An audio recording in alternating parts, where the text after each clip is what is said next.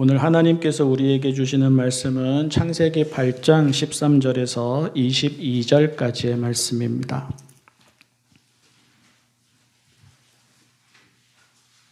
창세기 8장 13절에서 22절까지의 말씀입니다.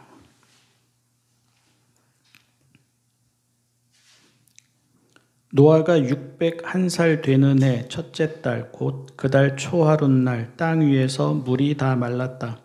노아가 방주 뚜껑을 열고 바깥을 내다보니 땅바닥이 말라 있었다.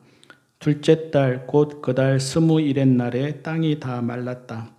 하나님이 노아에게 말씀하셨다. 너는 아내와 아들들과 며느리들을 데리고 방주에서 나가거라. 내가 데리고 있는 살과 피를 지닌 모든 생물들 곧 새와 집짐승과 땅 위에서 기어다니는 모든 길짐승을 데리고 나가거라.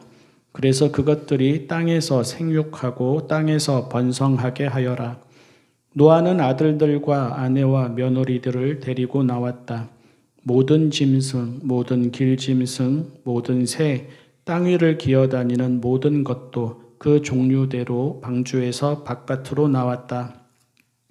노아는 주님 앞에 제단을 쌓고 모든 정결한 집짐승과 정결한 새들 가운데서 제물을 골라서 제단 위에 번제물로 바쳤다. 주님께서 그 향기를 맡으시고서 마음속으로 다짐하셨다. 다시는 사람이 악하다고 하여서 땅을 저주하지는 않겠다. 사람은 어릴 때부터 그 마음의 생각이 악하기 마련이다. 다시는 이번에 한 것 같이 모든 생물을 없애지는 않겠다. 땅이 있는 한 뿌리는 때와 거두는 때, 추위와 더위, 여름과 겨울, 낮과 밤이 그치지 아니할 것이다. 아멘. 창세기를 한 장 한 장 읽어나가고 있고요. 지금은 노아의 홍수 이야기를 읽어나가고 있습니다.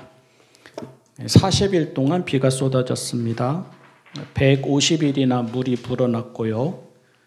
히브리인들이 세상에서 제일 높은 산인 줄 알았던 아라랏의 산도 물에 잠겼습니다.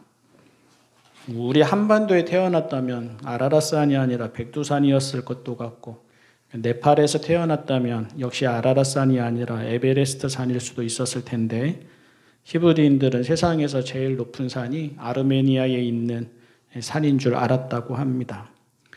하여간 그 물이 다시 150일이 걸려 빠져나갔고요. 그러고 나서도 40일이 지나서야 땅이 말랐는지 확인하려고 까마귀를 날려보내고 비둘기를 날려보냈습니다. 세상이 자기 손안에 있는 듯 살던 그 대단한 사람들이 다 물에 휩쓸려 죽었습니다.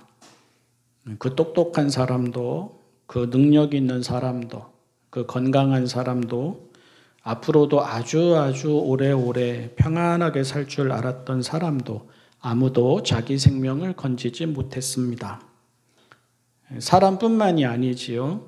그 크고 날렵한 짐승도, 그 사납고 용맹한 짐승도, 그 푸르고 울창한 숲도, 그 높고 거대한 산도 다 홍수로 죽거나 뽑히거나 잠겼습니다. 우리가 방주에 있었다면 그 마음이 어떠했을지 묻고 싶습니다. 우리는 어떤 마음이었을까요? 자업자득이다 했을까? 그러게 정신 차리고 하나님 좀 잘 믿고 살지 그랬을까? 그러게 잘난 척하지 말고 좀 겸손하게 살았으면 좀 좋아 했을까? 방주는 엄청나게 큰 상자이지 엄청나게 큰 배가 아니었습니다. 조종할 수 없었고 물을 헤쳐갈 수도 없었습니다. 그냥 물 위를 떠다닌 거죠. 그리고 지붕 천장에 오늘 말씀에는 뚜껑이라고 되어 있는데요. 미닫이식의 창문이 있었을 뿐입니다. 다시 말해서 땅 위를 볼 수 있는, 옆을 볼 수 있는 창문도 없었습니다. 노아는 방주 안에서 하늘 말고는 아무것도 볼 수 없는 채로 그들만이 살아남았음을, 방주 안에 있는 생명들만이 살아남았음을 짐작하면서 그 길고도 막막한 시간을 보냈습니다. 그가 할 수 있는 것은 아무것도 없었고요. 그런데 역설적으로 그래서 안전했습니다. 다시 또 묻고 싶습니다. 우리가 방주에 있었다면 무슨 생각을 했을지 묻고 싶습니다. 안도했을까요? 하나님이 우리만은 이렇게 살려주시는구나 했을까요? 하나님이 내 믿음을 보시고, 하나님이 내 기도를 들으시고, 하나님이 내 살아온 삶을 보시고, 하나님이 내 순종과 수고와 노력을 보시고 선택해 주시는구나 했을까요? 전쟁, 기근, 지진, 전염병, 재해, 사고 등에서 누군가는 죽고 누군가는 살아남습니다. 아니, 그런 재앙이 아니어도 적자 생존과 각자 도생을 말하는 세상에서는 어디에서나 그러합니다. 학교에서도 회사에서도 사회에서도 누군가는 선택받고 누군가는 도태됩니다. 그런 세상을 살아가는 우리는 어떤 마음을 가져야 하는 것이 옳은지 묻고 싶습니다. 누군가가 선택받고 살아남는 것은 그의 자격, 능력, 노력 등의 결과입니까? 누군가가 선택받지 못하고 밀려나는 것은 그의 무능, 약함, 부족함, 게으름 등의 결과입니까? 오늘 누군가가 누리는 것은 그가 누릴 만한 조건과 자격을 갖추어서이고, 오늘 누군가가 그런 것들을 누리지 못하고 무력한 것은 그에게는 그런 조건과 자격이 없어서입니까? 더 정확하게 이야기해 보자면 살아남는 사람은 소수이고 밀려나고 도태되는 사람들은 대다수인데, 그러면 그 소수만을 위한 세상이 우리가 살아가는 세상이고 나머지 대다수의 사람들은 그런 모든 조건과 자격과 외모와 성취와 업적에서 이룬 것이 없어서 그런 것입니까? 우리가 오늘 노아 홍수 이제 끝부분을 읽고 있는데요.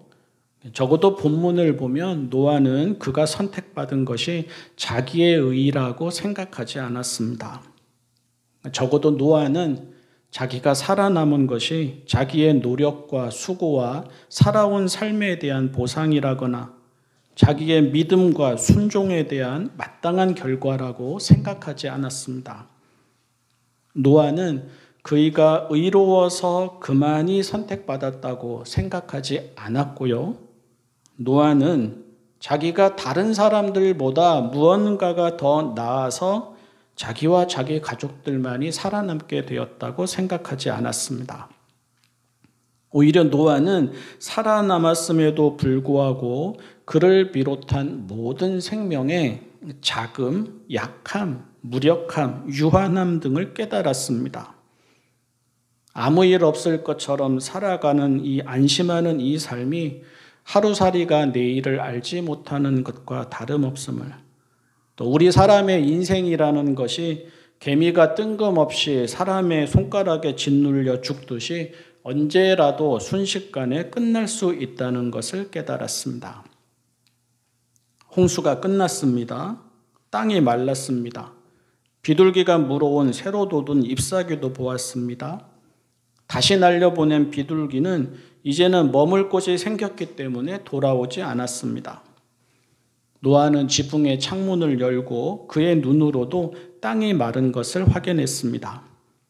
그러면 이제 무엇을 하면 됩니까? 여러분이라면 이제 무엇을 하겠습니까? 뚜껑을 열고 가족들을 데리고 밖으로 나가면 됩니다.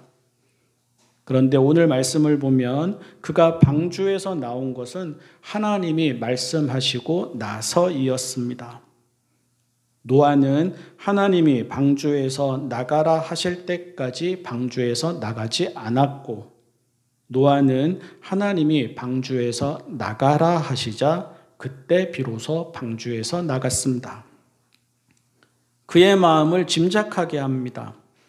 방주에 들어갈 때에도 그러했듯이 방주에서 나갈 때에도 그는 땅이 다 마른 것을 보면서도 하나님이 말씀하시기를 기다렸습니다. 얼마나 나가고 싶었겠습니까? 망망대해를 표류하다가 이제서야 육지를 발견한 마음과 비슷하지 않았겠습니까? 한시라도 빨리 땅을 밟아보고 싶지 않았겠습니까? 그럼에도 불구하고 노아는 판단하지 않았습니다. 노아는 자기가 시간을 정하지 않았습니다. 노아를 살아가게 하는 것, 노아가 기준으로 삼은 것, 노아를 행동하게 하는 것은 노아의 의의가 아니라 하나님의 의의였습니다. 이런 그의 마음과 자세는 방주에서 나온 후 그가 하는 행동에서 더욱 분명해집니다. 노아가 땅을 밟고 나서 처음 한 행동은 하나님께 제단을 쌓고 번제를 드리는 일이었습니다. 방주에서 무사히 나왔으니까 살아남은 자의 안도, 기쁨, 감격, 감사 등이 매우 컸을 것입니다. 하지만 노아는 우리가 영화에서나 또 책에서 흔히 보는 것처럼 신선한 공기를 두 팔 벌려 마시며 감격해하지 않았고요. 흙을 손으로 만져보고 나무를 손으로 만져보며 즐거워하지도 않았습니다. 하나님이 살려주셨다면서 감사 제물을 바치거나 요즘식으로 할렐루야 하지도 않았습니다. 노아는 번제를 드렸습니다. 제물을 드렸다라는 것이 중요하지 않고 번제를 드렸다 하는 것이 중요합니다. 번제는 제물을 통째로 제단 위에서 불살라 바치는 제사입니다. 그래서 온전한 제사라고 합니다. 여기서 제물은 제물을 바치는 자를 의미하기 때문에 제단에서 하나도 남김없이 불태워져 제가 되는 제물은 노아 자신인 셈입니다. 다시 말해서 노아가 드린 번제는 나 살았다가 아니라 나 죽었다 하는 뜻입니다. 노아가 드린 번제는 내가 이렇게 살아남았다가 아니라 나는 이제 죽어서 한 줌의 죄나 다름없이 되었고 나는 없다 하는 뜻입니다. 노아가 드린 번제는 나는 물에 빠져 죽은 사람들과는 다른 특별한 사람이다 하는 뜻이 아니라 나도 물에 빠져 죽은 사람들과 똑같다 하는 뜻입니다. 노아가 드린 번제는 나의 오늘은 내가 오늘 이렇게 살아있는 것은 나의 의, 나의 지식, 나의 능력, 나의 성품, 나의 자격의 결과이다가 아니라 내가 오늘 이렇게 있는 것, 바울이 표현하는 식으로 나의 나됨은 하나님의 의의 결과이다 하는 뜻입니다. 노아가 제일 먼저 번제를 드렸다는 말은 자기도 홍수에 휩쓸려 죽은 생명들과 다르지 않음을 방주에서 지내는 동안 느꼈다는 말입니다. 살만해서 살았다가 아니라 죽어도 할 말이 없는데 살았다는 말이고 자격이 있어서 선택받았다가 아니라 자격이 없는데도 선택받았다는 말입니다. 이제 새로운 세상이 시작될 거 아닙니까? 하나님이 새로운 세상을 여시며 선택하신 사람은 다른 사람이 아닌 바로 이런 노아이었습니다. 하나님은 영웅도 아니고 왕도 아니고 전사도 아닌 나는 아무것도 아니다 하는 노아를 통해서 다시 세상을 시작하셨습니다. 뭔가 된 듯 하지 않는 노아, 외모와 자격과 공로를 말하지 않는 노아, 믿음과 구원을 조건과 보상이라고 생각하지 않는 노아, 누구보다 하나님께 충실하였으면서도 자기 또한 똑같은 사람임을 인식하는 노아, 이런 노아가 하나님께는 새로운 세상을 위해 준비된 의롭고 구별된 사람이었습니다. 그리고 그래서일 것입니다. 하나님은 노아의 번제를 받으시면서 의미심장한 다짐을 하셨습니다. 다시는 사람이 악하다고 하여서 땅을 저주하지는 않겠다. 사람은 어릴 때부터 그 마음의 생각이 악하기 마련이다. 무슨 뜻입니까? 사람은 사람이라는 뜻입니다. 사람은 완전하지 않다는 뜻입니다. 사람은 자기를 구원할 만큼 스스로 살아낼 만큼 선하지도 의롭지도 유능하지도 않다는 뜻입니다. 사람은 자기의 의로 살아가지 못한다는 뜻입니다. 그런 사람이기 때문에 사람을 받으시되 있는 모습 그대로 받으시겠다는 뜻이고 그런 사람이기 때문에 사람은 누구나 하나님의 자비 안에 있게 될 것이라는 뜻입니다. 우리는 이 하나님의 말씀을 명심해야 합니다. 우리가 이룬 것은 우리의 의의 결과가 아닙니다. 우리가 이룬 것은 은혜이고 행운이고 받은 것이고 누군가의 희생의 결과입니다. 노아가 홍수에서 살아남은 것이 그가 잘나서가 아니듯 세상의 주인이나 된 것처럼 또 뭔가 된 것처럼 하는 잘난 사람들도 다른 세상이었다면, 다른 시대이었다면 결과가 뒤바뀌어 있을 수도 있었음을 알아야 합니다. 은근히 사람을 판단하는, 아니 노골적으로 사람을 판단하는, 은근히 차별을 정당화하는, 아니 노골적으로 차별을 정당화하는 기득권자들이나 엘리트들은 그들의 자리가, 그들이 누리는 것이 정말로 그들 스스로 이룬 것인지 돌아보며 생명들에게 미안해할 줄 알아야 합니다. 살아남기도 하고 죽기도 하는 세상에서 사람은 겸손해야 합니다. 선택받기도 하고 도태되기도 하는 세상에서 사람은 조용히 입을 다물어야 합니다. 사람은 누구도 살만해서 살았다 할 수 없습니다. 그런 사람이 오늘이라는 시간을 얻어서 이렇게 살아가는 것은 언제나 신비이고 언제나 은혜입니다.